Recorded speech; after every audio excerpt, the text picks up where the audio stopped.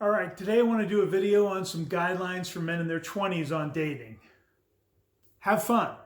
Date 2 or 3 women, no exclusive relationships to start off, okay?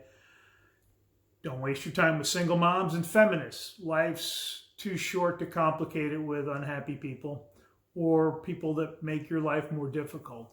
Also, a good rule of thumb, don't date coworkers or neighbors. Because again, if you're not in an exclusive relationship where the relationship ends, those will cause you problems, trust me. And why am I saying don't have any exclusive relationships, date 2 or 3 women? Because statistically, if you get married before 29, you have a 67% chance of being divorced within 5 years. Okay, so don't do it. Have fun. Be smart. Men and women aren't done maturing at 22, 23. Think about it. Trust me. So getting married that young is not smart. It's also statistically unlikely to last.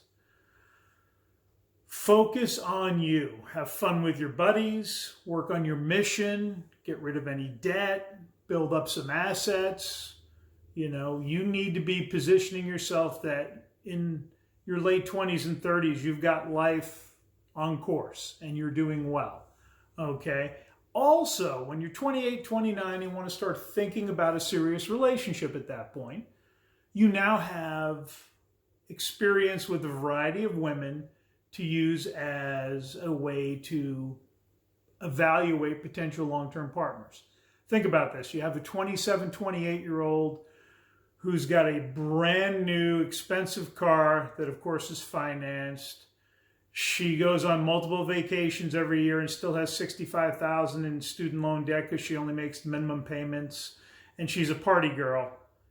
Is she a good candidate for a long-term relationship or marriage? Or what about a 27, 28-year-old who is focused on her career, has moved up, paid off her debt, isn't buried in other debt because she's smart and she's a decent gal who didn't go out and date 300 guys?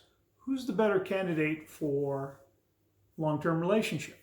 So now you need to evaluate what is it you think you need in a long-term partner. And again, eliminate the single moms, the feminists, and anyone who's had an OnlyFans account or currently has one. What you want in a long-term partner is a high-quality woman. And there's almost 4 billion women in the world. They're out there. You want one that's done some work on herself, that your visions align, that you can have a deep connection with, that you can have conversations where if you disagree, you can discuss it. She doesn't get upset and storm out. If she's quick to anger and doesn't like ever being told no or is always creating drama, there's one thing to be the riverbanks for a woman. It's another to put up with BS from a woman who isn't worth your time.